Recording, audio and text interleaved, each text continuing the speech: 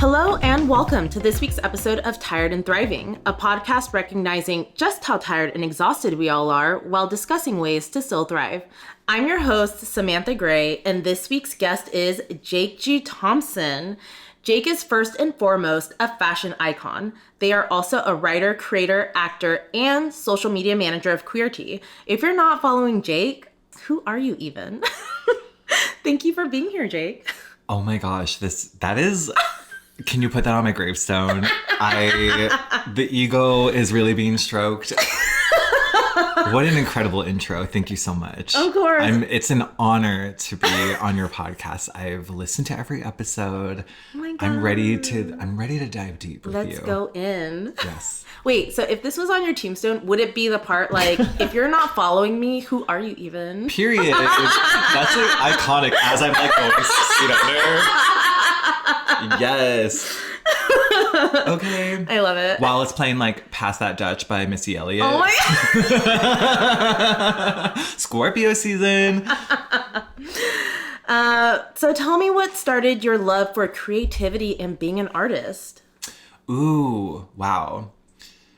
Such a good question. I mean, honestly, I think that creativity inherently comes from a place of like disenfranchisement, if you will, being mixed growing up, being closeted growing up, being queer growing up. Mm-hmm. I always knew that like I was different. And when you kind of use your difference as an outlet to express yourself, whether that's drawing, whether that's writing, whether that's how you express yourself in fashion, mm-hmm. I learned at an early age that I was like, oh, I am a creative bitch. So, yeah, I kind of feel like it's like sort of one of the pillars of how I'm able to like exist in this world. Honestly, I think our creativity is more than anything. I think creativity is like part of our like, it's part of our pulse in a sense, right? Like I almost don't know what I would be without being able to have creativity. I know this is a little dark, but I would even be like, tell me. I don't know if I would even be alive without creativity. You can go dark with me, baby. Triple Scorpio right here. Okay, let's get dark on here. Let's get dark right away. I love it. We're mourning and we're rebirthing and we're dying and we're doing it all right now. But it's so true. I love that. It's like like, and knowing like other creatives such as yourself, it's like, it's what keeps me going, knowing that my friends like this iconic podcast is doing.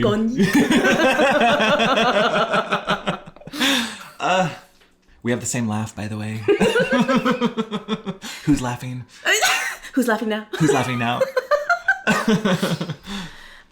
But yeah, I really love that as such an outlet, as a way to live. I know you started your creative career professionally in New York. What was the scene like in your experiences there? Oh my gosh, wow. Also Arthur is like chiming in. He's like, I want to hear too. Yes. Hey, BB. Arthur's the king. This is his podcast, for real. We're all just existing in it. No, that's so fun to go back to my Big Apple days. Yeah. Yeah, I mean, it really kind of started from that. Like, I'm from the Midwest and I've, again, like being of two cultures, I never knew where I fit in. And there was something about either the East Coast or the West Coast that was really just enticing to me. Like, I was like, I need to get out of Minnesota. Like, and so part of that came from having a connection through somebody that worked at Ugly Betty and then moving there. And that show is such a part of my DNA. I can't help but not think of like the spirit of Betty Suarez is like the spirit of Betty Suarez is so much about like, defying the odds and following your heart, as cheesy as that sounds. But when I lived there, it was sort of an out of body experience for me too, because I was a junior in high school.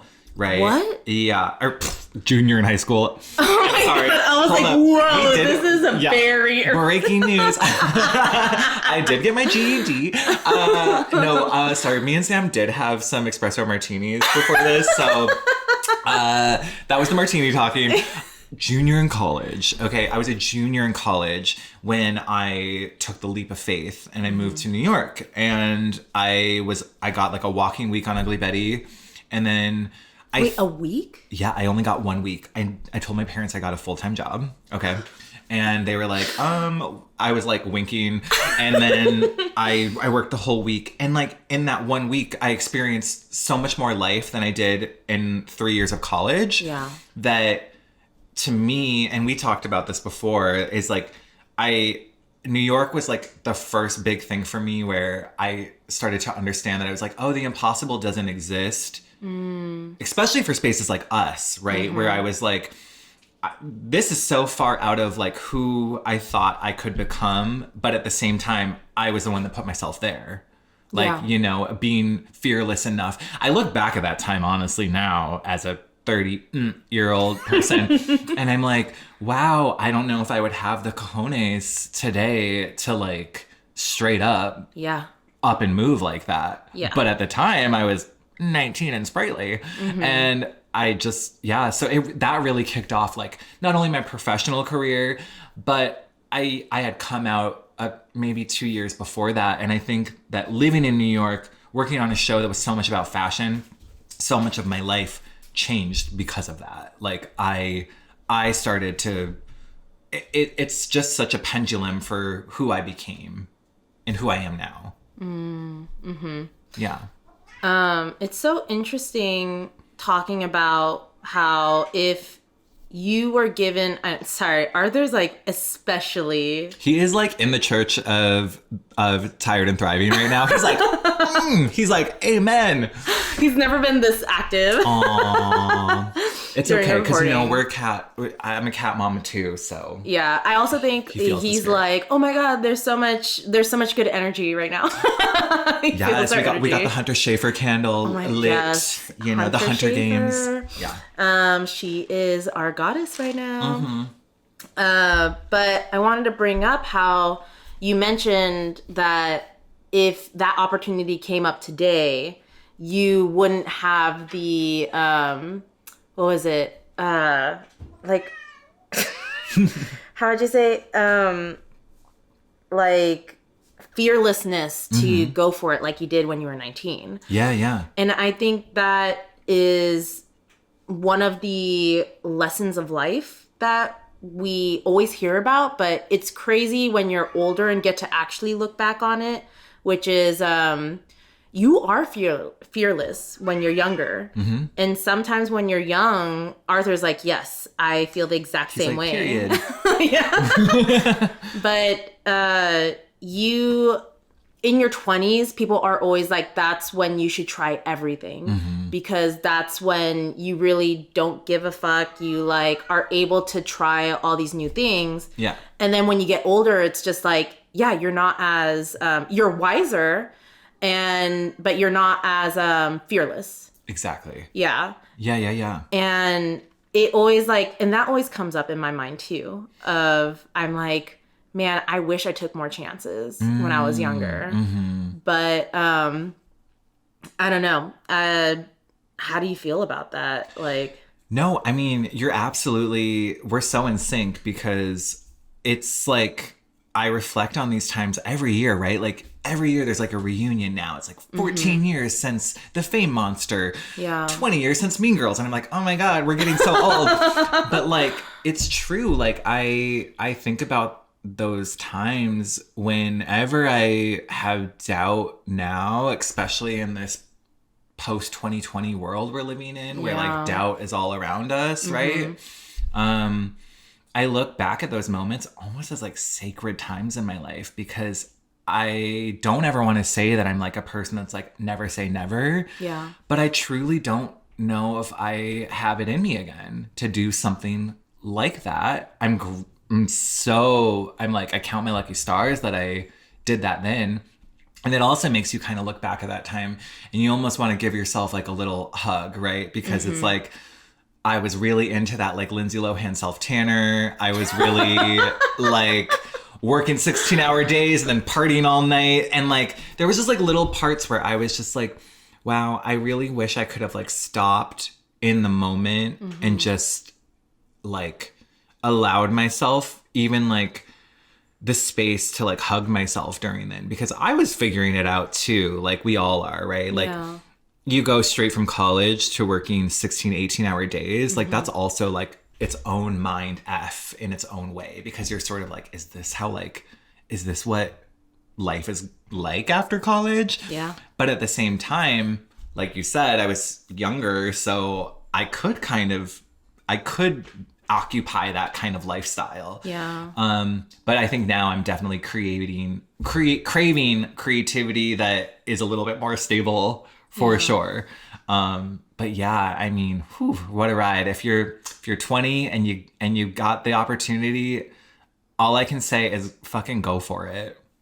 Because you'll look back on it and you'll be like, oh my God, I met Vanessa Williams. I was, at all of these cool events. I did things I never thought I would do. I like truly. And being able to bring like my family into that experience, like we all loved Ugly Betty so much. So it was so sweet. Like they all got to walk down the Mode magazine hallway. Wow. Like they all came to visit me. So like it's a huge moment for my whole family. Like we're from the Midwest. So it's not like this was like an everyday thing for us. So that was sweet and special. Yeah. And to talk about Ugly Betty, like I remember seeing that show as one of the first times I felt kind of represented as being like, oh yeah, I felt like I wasn't, cause Betty's so, she's not a part of that world. She's like an outsider basically of the fashion world. She's so different, but to have that unique perspective to bring something different to that world, was something that I felt like I can relate to that you don't see in a lot of shows. You didn't see that in the shows of that time. Yeah. So it truly was like you got to work on something so special, So it even was like not only such a huge opportunity, but such a iconic opportunity to have. Thank you. That means, honestly, I'm like literally almost brought to tears sometimes when I think of Ugly Betty, because it is something that kind of like changed the whole course of my life. Like, I mean, to Scorpio season, let's dive into let's get into the feelings. For real. Like at that time, I had just come out the year before. Oh, wow. I know. So I watched all 5 seasons of 6 Feet Under. If you haven't seen it yet, please do yourself a favor, listeners at home. It'll change your life. I'm afraid to rewatch it now as an adult because I'm like, last time I watched the whole series, I came out to everybody in one night. Right? Family, friends, everybody. And then I was like, had this opportunity with Ugly Betty, and it really changed my life because up until then, when you're not living an authentic life, I was angry. I was so pent up with like anger when I was like 19 that by the time I like succumbed to who I really was and then moved to New York and then seeing not only how the cast and crew all worked together, but that character, like you said, like how she touched so many of us. Like Betty always had this saying, right? She always was like, right before she went into the interview, she goes, I'm a strong, confident, intelligent woman. And I used to say that to myself, just like the parts of being like, I'm smart, I'm confident, I'm intelligent, I can do this. Yeah. And it re-steered the way that I look at life, if that makes sense. Because up until then, I was starting to become really cynical and angry. Yeah. And I'm not saying that anger is anger is an emotion that we all need to express and have. But I was like, only rage. Yeah, and it was like being directed in a negative way that would have impaired your life. Yes. Yeah. Yeah. And so like seeing how Betty could kind of operate in these spaces that like you even said, like you don't really normally see somebody occupying. It has that character. Like, I mean, if I ever got a tattoo, it would be a big tramp stamp of Betty Suarez. Like right there, right above, like on the small of your literally back. Like a Guadalajara poncho with Betty. Come on now. Come on, America Ferrera. Oh, yeah. So, yeah, I mean, it really, that's just so nice to hear because it's just one of those things that I don't even think there's a show today like that still kind of does that. Where there was, I mean, it was mainly a cast of BIPOC women and LGBTQ plus characters taking up space, taking up agency. I mean, I remember the storyline where her dad was almost deported. Or did he get deported? It's been so long, but... Yep, that's like the whole season 1 arc, right? Yeah, like he's kind of like dealing with that the whole time. So you're absolutely right. I mean, the show is still so timely. Yeah. So, absolutely. It's so crazy. That makes me so happy to hear. And if anyone wants to know, the cast and crew is still like family today. Like, oh my gosh. They're all... Like, I just saw Michael Urie in New York this last year at the Pride 50 event, which is something that our work puts on, and he was honored for it. And it was like the first time we had seen each other in like maybe 13 years, and we both were dressed like we looked like we were at Mode magazine, and it was just so it's one of those things where you just are like. They always tell you, right? Because you're in this, we're both in this industry where it's like you remember your first job, and I feel so lucky. Like it was like. Yeah. That was the job that changed my life, and it's the one that I kind of hold every job to. Yeah. If that makes sense. Mm-hmm. Definitely. Well, after that, what made you make the jump from New York City to Angelino life? Ooh, I love that. I mean, like everybody, growing up in the Midwest, I was obsessed with like seeing Lindsay Lohan like in like paparazzi photos and like walking down Hollywood Boulevard, right? Yeah. So like there was like that little part of me that was like, ooh, LA looks like so tacky and like out of pocket, and like I really want to experience that. Yeah. I mean, and also I am half Filipino, so my mom's entire side, the Filipino dynasty, lives in San Diego, so it wasn't like such a stretch for me. Okay. Yeah, my dad's Norwegian, so like, you know, we grew up like very Fargo, Midwest vibes, but then like the minute I went to college, my mom was like, let's trade out winter for like, she's such like a beach bunny, like for real. San Diego is the place to do that. Period. Mm-hmm. Yeah, exactly. And so when they moved back here, it kind of was like a little bit easier for me, I guess I would say. And like we were just saying, like I had no bandwidth when Ugly Betty ended. I didn't have a plan. I thought that show was going to go for 10, 15 years. I thought I'd move up from PA to like producer. Like I was just like, this is the job. And then when it did get canceled, unfortunately, I didn't have really like not only the resources but a plan, and so I think it was like a twofold. Part of it was like I could go back to the Midwest, but like I feel like I've outgrown it, or I could go to San Diego and like figure it out and then make my way to LA, right? Oh, okay. And so that's sort of that was like kind of always like the trajectory, and then you know, then you're on the Hollywood Walk of Fame looking at the stars, and it's like a whole other vibe, and you're like, interesting. But I would not trade it for anything. I'm fucking obsessed with LA. Like now that I live here, I don't know where else I would live. I love it so much. Yeah. So yeah, I mean, I guess I've always, maybe it's like that inherent thing of like celebrity or like being obsessed with Hollywood. Like I've always wanted to kind of experience it here. And then when I was here and met family and friends, it kind of took on a whole other like life beyond work, right? Yeah. So, definitely.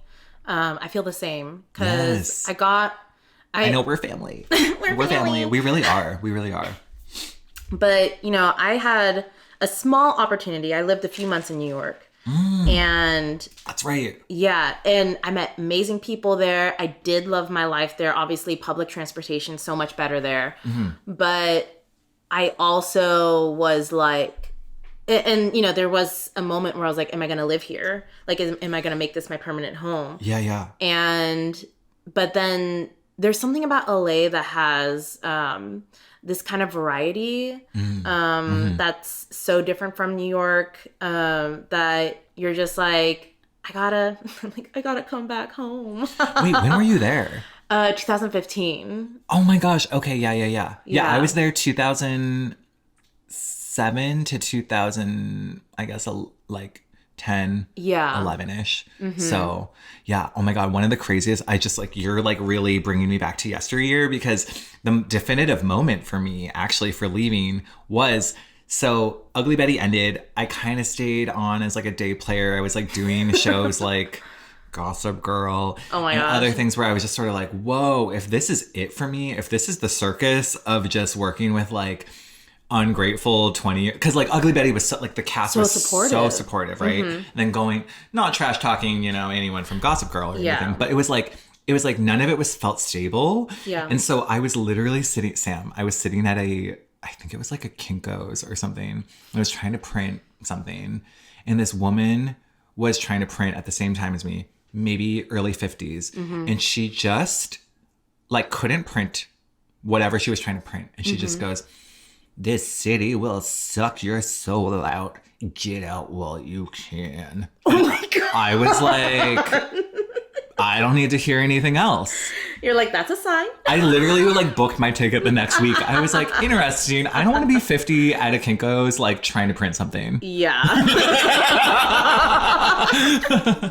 But you're absolutely right. God. I think there is something about LA too, where it's like, I don't know if you experience this a lot too, but as creative people, I still like, I'm 30 years old and like, I still kind of get FOMO sometimes. Yeah. And there's something about New York that feeds off of that, where it's like you walk down the street, you can get whatever you need, right? You can get a bagel, you can get Las Drogas, you can go to like the discoteca, like there's everything in 1 mile. And you can do that. But like here, what's kind of nice is like you can be an artist and like go to a fun art opening, but then you can like recluse for 3 weeks. Yeah. Right? Yeah. And I think like we need that as creative people. Oh, for you sure. can't always be the FOMO doesn't exist here because it's like there's always stuff going on and you have to like take time to like step away. Yeah. Whereas in New York, it was very like, what are we doing tonight? Yeah. It's like It's like drink water and go to bed. so I guess New York is like the extrovert city. And then like Los Angeles is the chiller introvert city. Yes. Yep. Exactly. Oh my gosh. As someone who has been a part of your life for a while, I've seen many of your fashion iterations, from your first platinum blonde alien moment when we met to your now platinum blonde Barbie cottagecore aesthetic. It's like a rebirth coming full circle. What has been your favorite fashion moment from then to now? Oh my gosh, Sam. Wow. I'm like coming in with the hits. I'm obsessed with this. Wow. Okay. Wow. This is, that really hit me. Okay. I'm like, there's so many moments. No, I'm just kidding. I mean, there have been, but No, but you're absolutely right. It is wild to kind of have a full circle moment with the blonde, because there's like so many of my friends in LA that, you know, didn't meet me as a blonde and now they're meeting me as a blonde and they're like, whoa. they're like, well, what a new look for you. And you've been like, I'm like, girl, been around the block. Okay. No, I was just kidding.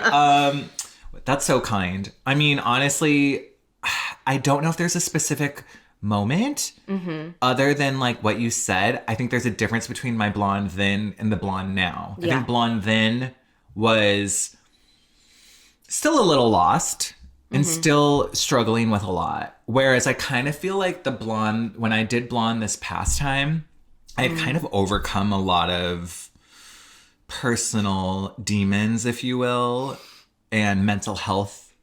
That it kind of felt like I was more in the driver's seat of being like, oh, I want to make a change to my appearance for me.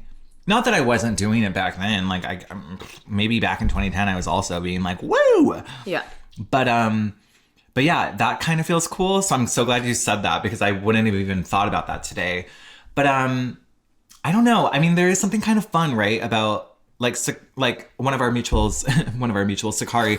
We, you know, sometimes when you see like your bestie, yes, soulmate, when it pops up on Facebook, where it'll be like, ooh, like this moment from 10 years ago, and you're wearing like some like sickening crazy fit that's like out of control.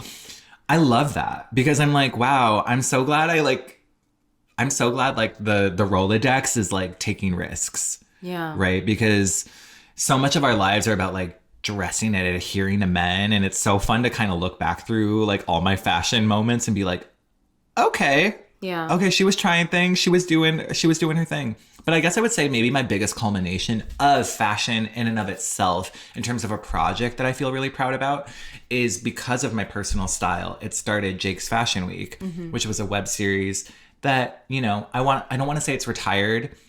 It's on hiatus. It's on hiatus. Thank you. Yes. Especially because of 2020. Yeah. But it was something where I took my actual real life, everyday sartorial fashion and made like webisodes out of them. Yeah. And they were like heightened versions of myself. But I look back at it and I'm like, oh, those are all me. So I think that that's kind of a fun thing to kind of go back through and like look at and be like, wow, she was really doing her thing. Yeah, I mean, to go back to what we just said earlier, that was a time where you were fearless. Like, you were really just trying things out. And now that you have more wisdom, more experience. It's so true. It's so true. And I guess in terms of like what you said, like, I think I'm just coming more into, you know, you kind of get more grounded in yourself as you get older, like the wisdom. And I think when I was younger, you know, I was still experimenting a lot with drag. I was doing like Okay Stupid, which is like my performance character.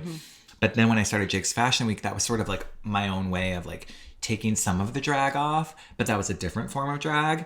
And now I'm learning that I'm like, what is drag? Because even today when we met for brunch, like I was in like this like knit ear condom fit that's like, I guess you could say that's drag too. But I'm learning to also just be like, that's just me. That's just me. I'm not really hiding behind. So maybe there is a difference between blonde 2010 Jake and blonde now. Is it's less performance. It's more like, this is actually just who I am. You know? Which is kind of cool. It's like you can really put your shoulders back and sort of be like, oh, I you know, a lot of people say I'm sort of, and I take it to heart, but a lot of our mutual friends will say like, oh my God, you are authentic. You've really led the way. And I hold that dear to my heart. But even for me, I'm constantly, you know, figuring out my, like, what I express and how I identify. And so it's kind of been this I'm minutes old learning this about myself too. So thank you for that. That's like such a gift to take on, is like, whoa, that is kind of cool. You know? I like that. Yeah. So what has fashion been to you? I mean, I feel like you've touched a lot on it. I don't know if you feel like we should skip that question or... I can give like a kind of like roundabout answers. I think that fashion to me is honestly life.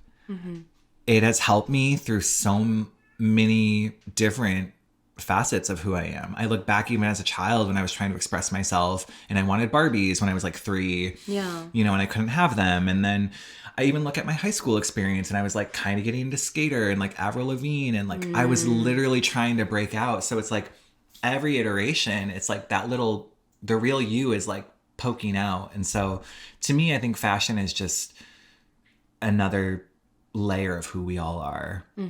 So yeah, I'll leave it at that, because I mean, it's pretty much like I can't really exist without it. I kind of need it every day. As you are part of the queerty team and working for companies like World of Wonder, what does being queer and that expression mean to you? Wow. Great questions. Great questions, Sam. Well, you know, it's always hard because being a person of color and queer, and then usually kind of working in spaces that are predominantly white still, unfortunately. I mean, I'm so grateful to be in these spaces, but at the same time, I just watched an interview, full circle, I just watched an interview with America Ferrera that said, BIPOC people, we shouldn't have to feel grateful. We shouldn't have to feel like we're so lucky to be here. It's more like, hi, I'm here and I'm part of this. You know? And so I try to definitely occupy that in my roles. But I think queerness to me is the idea of queerness, at least, is ever changing. I mean, I thought coming out at 19 was huge, but now I'm seeing people coming out at 11, 9 years old.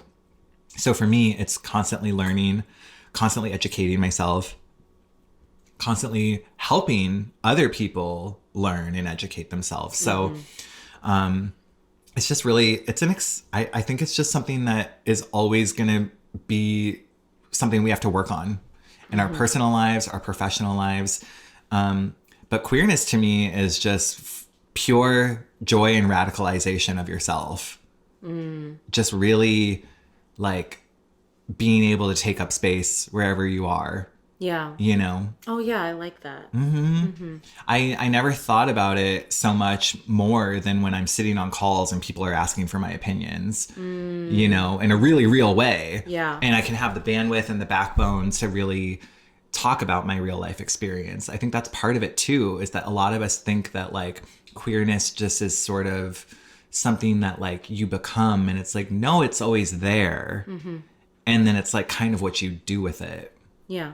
If that makes sense. I know that's like a little... No, it does. You know, Yeah. But yeah, because I can only speak from my own experience, and that's also kind of why I'm trying to like keep it. It sounds like new agey when I'm saying it, but it's really like each of our experiences is so unique. But as long as you give people the space to, you know, feel like they can be themselves, that's like, to me, like what queerness and radicalizing yourself in essence is.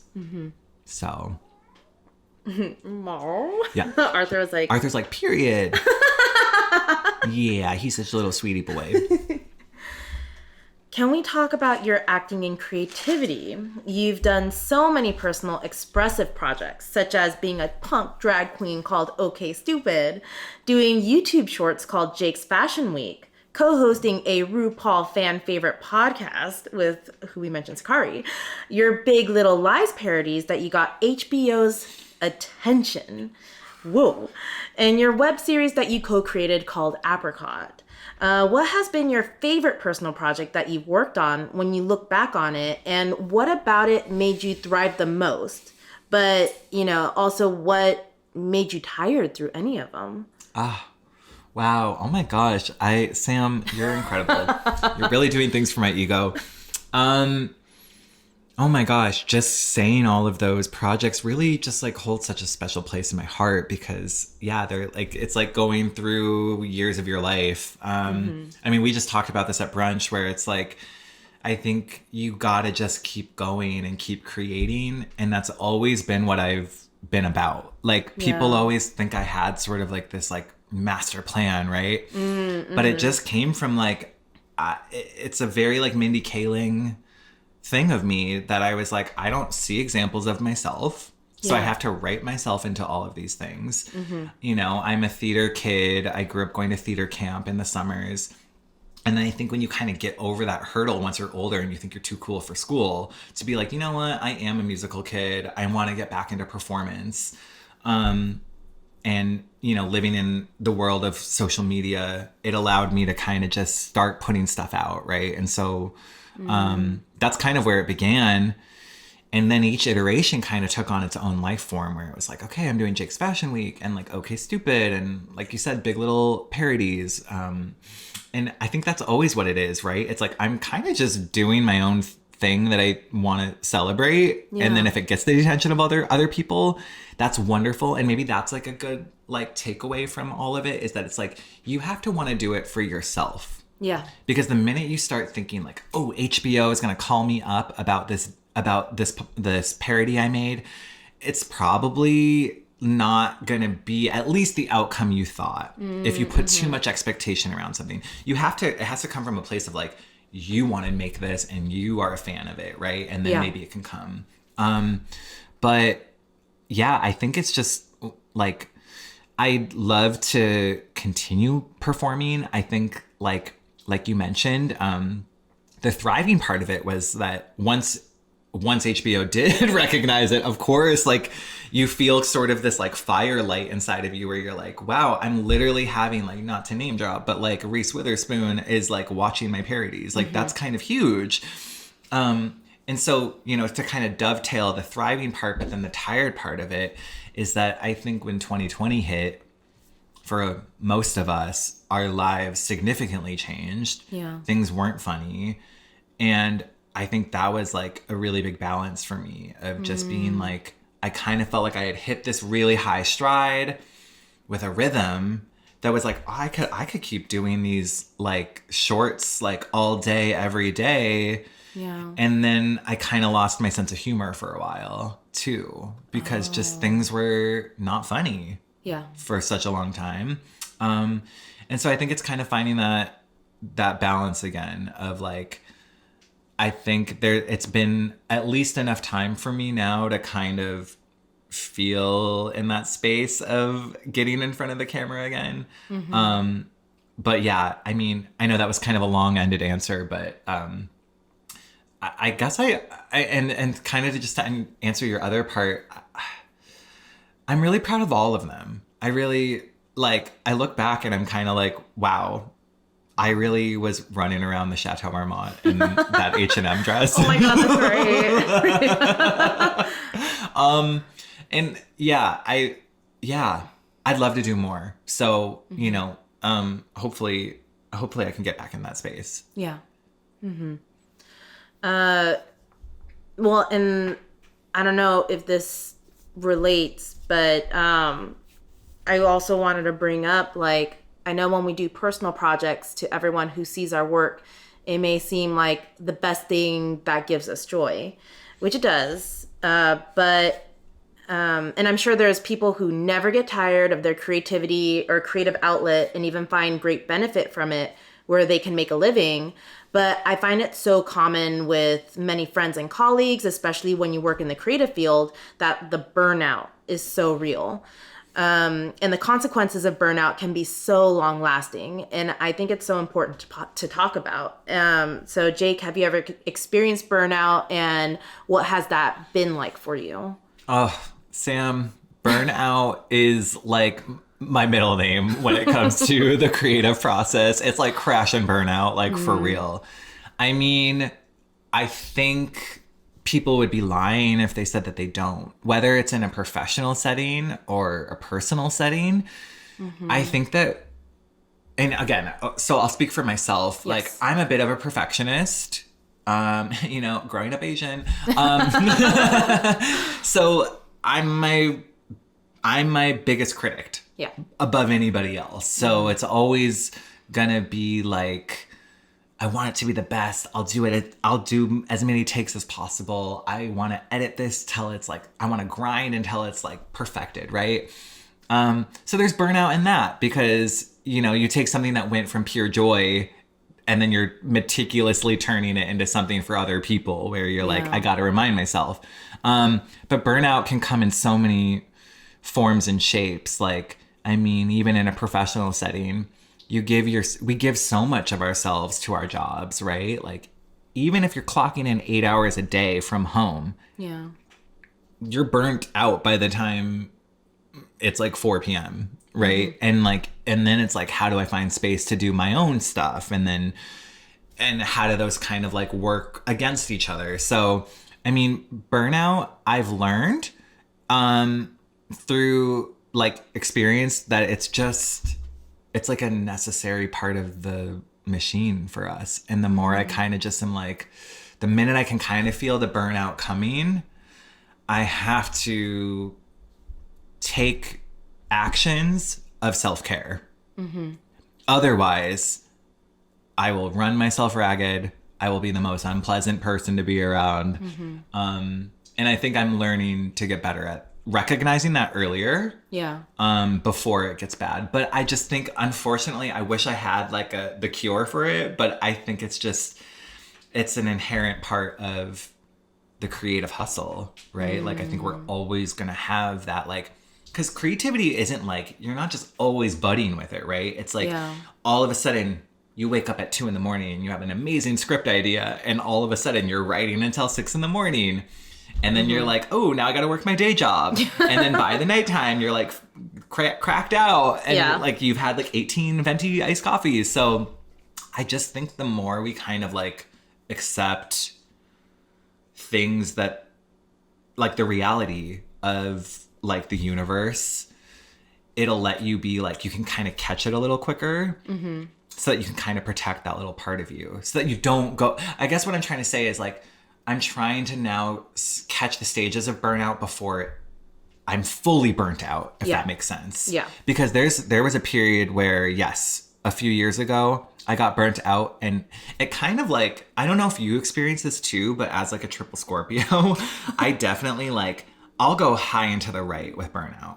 I'll be like F the industry, F everything. And I just like, I like completely cancel out everything. And I don't think that that's also a great place to be. No. You know, it's not healthy. So, oh my God, Arthur is just sitting like the king he is. He's like hamming it up across the room. Living the life. Living. I love it. Oh, sweet boy. Yeah, so just to tail in that point, which I feel like you brought so many great points, but I just want to mention it's also so important to find things out of the tunnel vision that, you know, we get into, like you said, with the writing from 2 to 6 a.m. But yeah, so it's like so important to find your way out of that. And it's okay that you're not going to bounce back right away when you experience burnout. But damn, wouldn't it be nice if we can just be like, okay, break is done. Time to get back into the passion. Yes.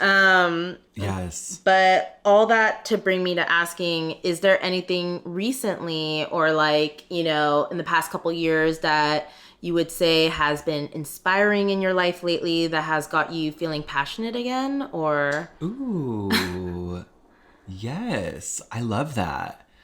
I mean, in one small way, kind of to like bring it full circle, something that's been kind of fun is like, you know, especially in the times we're living in, I feel like, especially for millennials, we're living through like such unprecedented times, and I don't know how much more we can like mentally take, to be honest. Yeah. But I'm learning that, like, you know, I'm very hard on myself, and I'm very hard on like sort of this like performance life that I was like in the before times, right?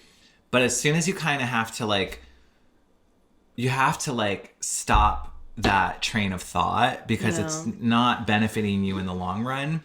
And I think that's something that's, rather than being like, oh, I wish I was still like doing this, or I can't wait to get back to that. Something that's been inspiring lately has, I think a really quick manifestation of creativity for me that I can practice daily is like what we said, is fashion. I think putting on something that makes me feel like, you know, like so powerful and like creative and fun, really helps me get into like the mindset of like what I need to do, whether that's like performing, writing, anything, honestly. And I think it's kind of been, it's manifesting in a way too, where I'm like upcycling, like I've been taking old Coach purses and painting on them. Really? Yeah. And like, you know, putting like Studio Ghibli characters like on a Coach purse and just like having fun with that and not really thinking of it in like, I'm not trying to be a perfectionist, you know, I'm not a trained painter, but I'm just trying to like, yeah, I think fashion's sort of been that sweet spot from, or style, if you will, has been kind of a quick fix. But I'd love to kind of find that again with my writing. I definitely think it's one of those things that people talk about though, where it's like, you do have to put in the time and the practice. Yeah. So maybe finding that routine again will be interesting, but in the short term, just like the chaosity that is life right now, fashion is something that I can kind of just like stick with. And it's also kind of liberating to even say that on this podcast right now, of just kind of like being like, you know, it's okay to just like pick one thing that sort of is like making you really like, it's like that North Star for me right now. Yeah. I kind of just love putting on a pair of boots, putting on like the babushka hat and like hitting the street, you know? Yeah. So I don't know if that, Yeah, it does. I think that's where I'm at right now. I love that. Yeah, and it's like a great way to, because, you know, I feel that, like I've talked to other artists before where it's like we do art, and then if we're doing a personal project, usually that would entail doing more like drawing art on the side. But this is something different. This is like finding hobbies or finding like passions that are still creative, but don't necessarily have to make you do it in the same way that like writing or drawing would have to. Like it still has that self-expression and creativity that you crave and can't live without, without having to be like, oh, it's also like my daily work life too. Yes. Yeah. Yeah. Yeah. And I think I think it's sort of like what's so great about your questions are that it's like, it's even sparking this idea that I'm like, now that I'm sort of back in even a sense where I'm like expressing myself through fashion again, I do think inherently it will lead to like, you know, either taking an improv class or getting back in front of the camera in other ways. But like, I rather than just like putting all that pressure on myself, it's just kind of fun right now to be like, ooh, I just want to like serve the streets. Yeah. In these fits. Yeah. Well, in the vein of funsies, is there a random animal fact you can tell me? Oh my God. Ooh, an animal fact. Oh. An animal fact. It can even be something about Hermes if you want. Yeah. Okay, actually, yes, I do. Thank you. Like mother, like daughter. I didn't know this until I got a cat, but cats apparently they don't see human. They see us as like large cats. And I think that's like the most adorable thing in the entire world, that like when Hermie is talking to me, she just sees like a giant cat chatting with her, and I'm like, that melts my heart. Oh my God. And I don't know where I read it. I mean, the cat police can come and find me, but like, is that not the most adorable thing in the world? Like, in their little cute adorable paw lives, like they're just like, oh, like big cat. Yeah. Is in the room. I'm like, I'm obsessed with that. I'm obsessed with knowing that too. So. Oh my God. It makes me think how Arthur's been running around this like, right? It makes you re-examine like everything you know about your cat, because you're just like, oh my God, like I'm just like a bigger version of you, and like that's just like so cute to me. I don't know. I just like, and just knowing that like I wonder how like we transmute to them. Does she just think I'm like this giant cat that meows at her back? Like, it's so adorable. I don't know. I just watched the new season of Fiona and Cake on Max, and like when Cake gets the little like, have you seen it? I haven't, but just say it. Okay, so she gets like a little collar that lets her like talk like human, and it's just like I'm like, oh my God, could you imagine? I would love to know what Hermie's saying. So I think that's my fun animal fact. Ooh, okay. Do you have one like on the fly? I love this question. Let's see. I'm trying to think of one. If I mentioned this already, the salmon.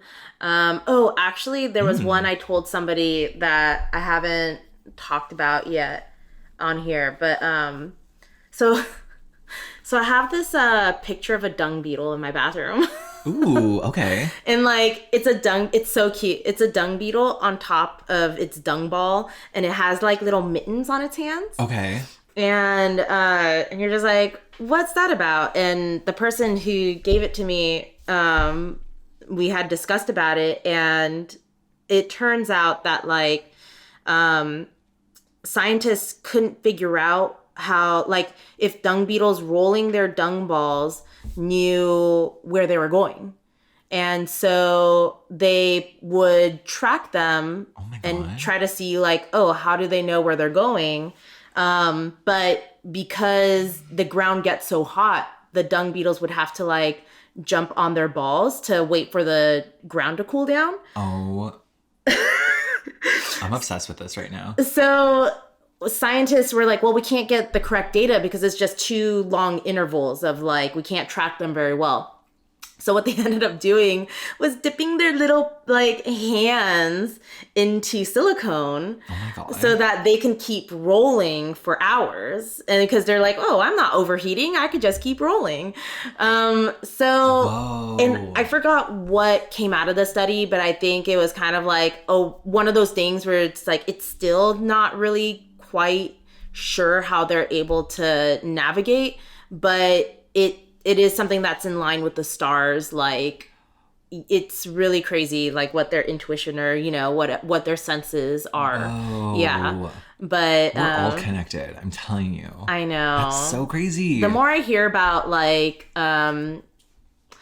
either hive mind animals or even like here's another animal fact is that elk have they are able to congregate all in the same place when they're like, I forgot if it's like either their mating season or molting season, like because their antlers molt off. Yeah. But no matter where they are nationally or however far away they all know where to congregate to one space to all meet up. Whoa. And it's like, how do they do that? How do like they're not like whispering to each other like, hey man, we gotta go to meet me at the meadow. But they're able to be like, okay, it's time. It's just time to meet up, and they're able to congregate. And it was like, at the time when I heard this, they didn't understand like what kind of what was getting them to meet up at the same place. I don't know if they figured it out now because this was like 10 years ago that I heard this. Yeah. But still, it was just like, yeah, there's like some kind of frequency or energy out there that, Whoa. Yeah. Oh my gosh. Come on, facts. Come on, Sam, with the animal facts. I love this. Yeah. That is, yeah, that's so, like, humans are so, like, like, the fact that other species can do that.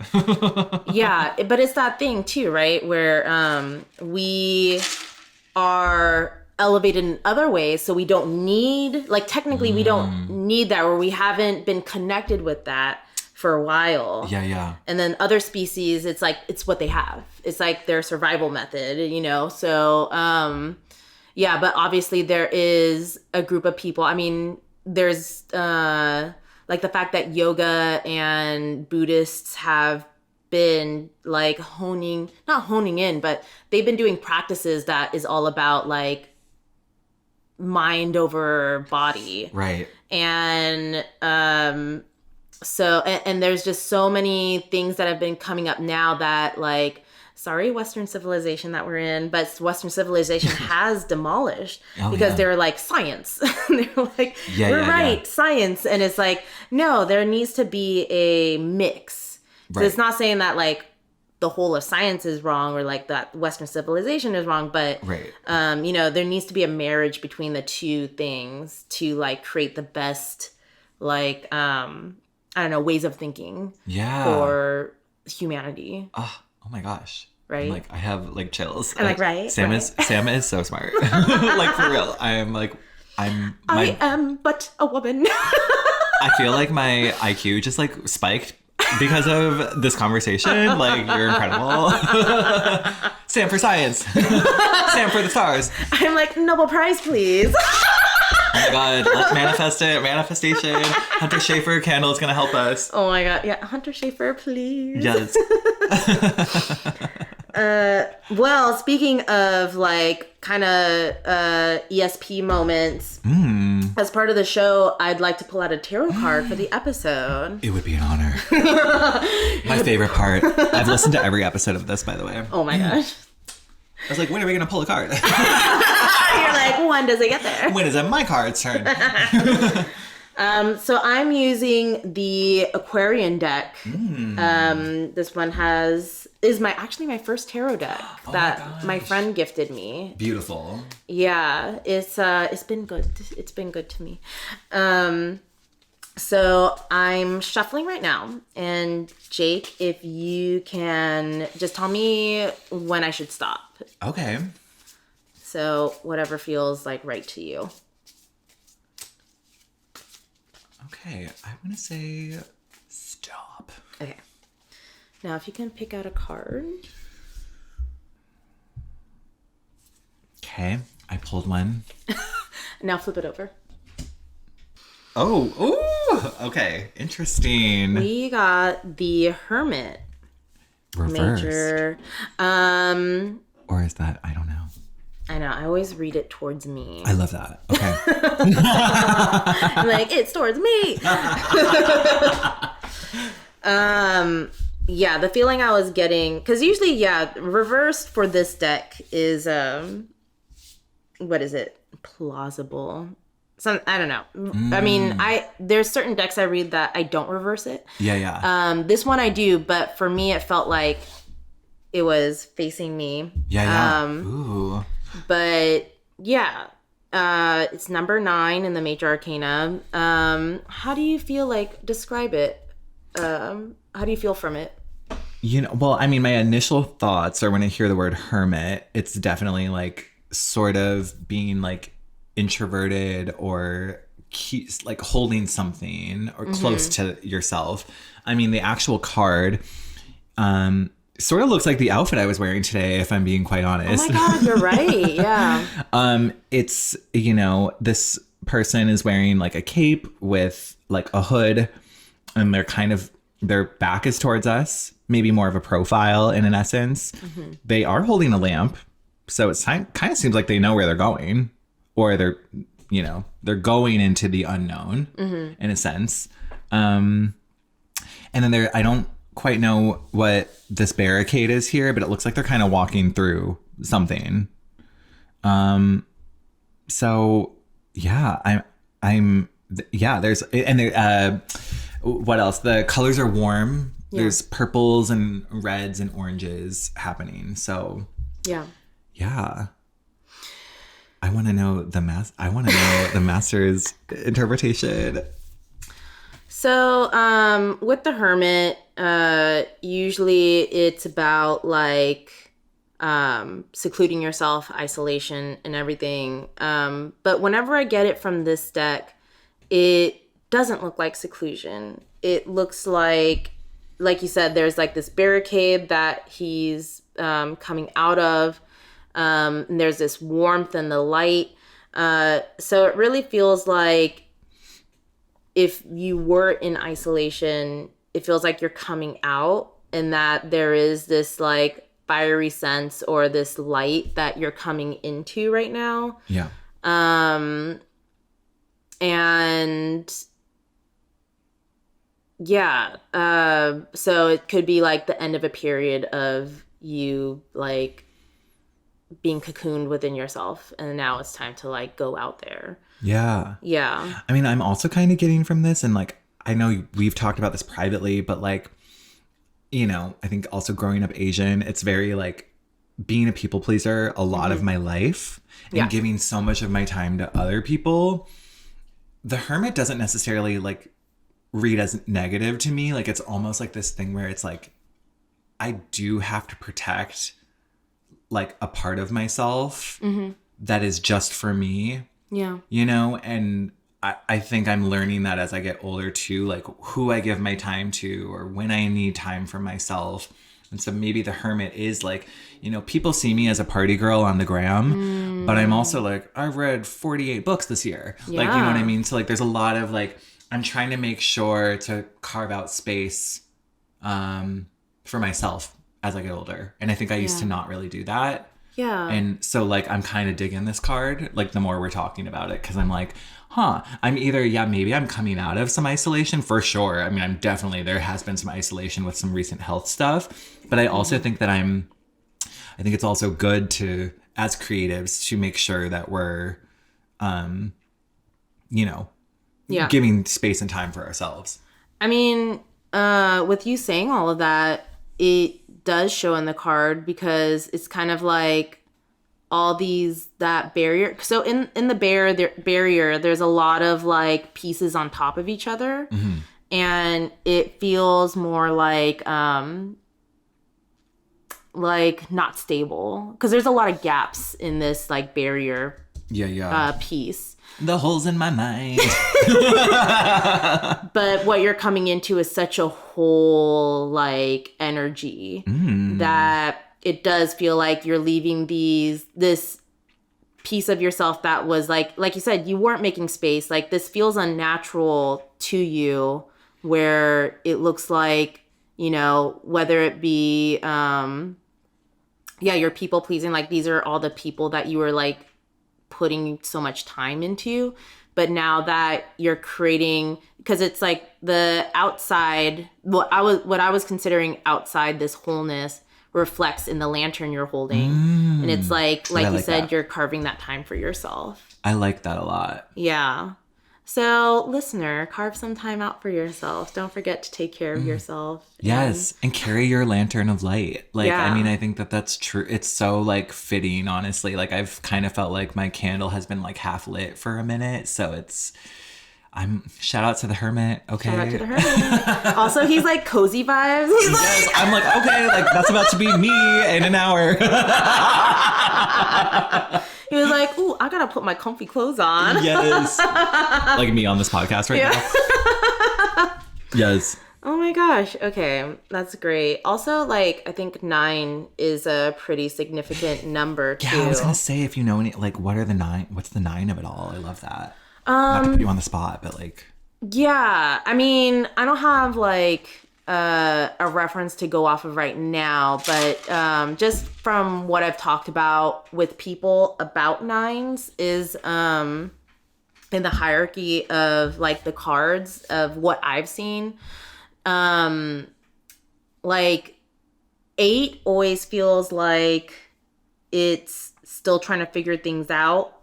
9 feels like a very singular. So it's like happiness for yourself, or a reflection of yourself.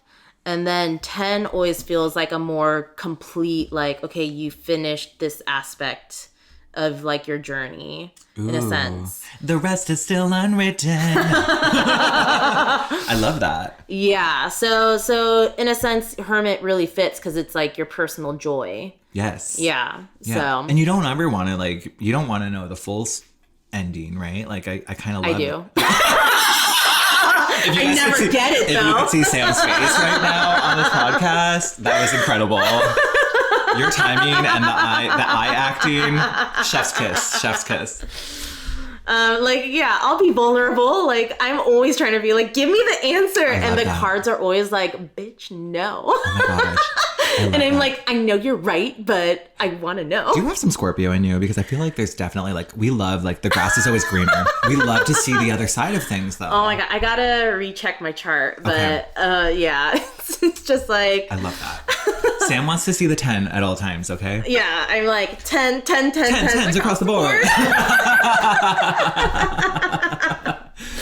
Oh my gosh. Yes. Yay. Oh, I love that. I love it. Oh, I love that. What an honor. Well, thank you so much, Jake, for being here and talking with me. Where can people find you and follow your work and hear the latest updates? Oh my gosh. First of all, thank you. Like, this has been such an honor. I've been wanting to come on for a minute, and like, I adore you. So thank you. Like, truly, this has been like the treat of my life. You can follow me. I'm most active on Instagram at Jake G. Thompson, but I also can be found on jakegthompson.com, and that'll have like a link to all of my work, including the videos that we talked about here, and all of that good stuff. So yeah. Thank you again, Sam. Like, this was so incredible. Yeah. Oh my God. Thank you for being here. It's been an honor and a privilege. Yes. And let's keep thriving in these tired times. Definitely. Together. Yes. Friendship is beautiful. For real. Friendship is family. Let's be honest. I love you so much. I love you so much. Aw. If you enjoy this podcast, please follow or subscribe. You can also follow Tired and Thriving on Instagram at Tired and Thriving, all one word. There you can reach out, give feedback, or maybe let me know how you've been uniquely thriving. You can also reach out through email at tiredandthriving@gmail.com. Thank you again, and I hope you all have a thriving week. See you next time. Woo! Yay. See ya.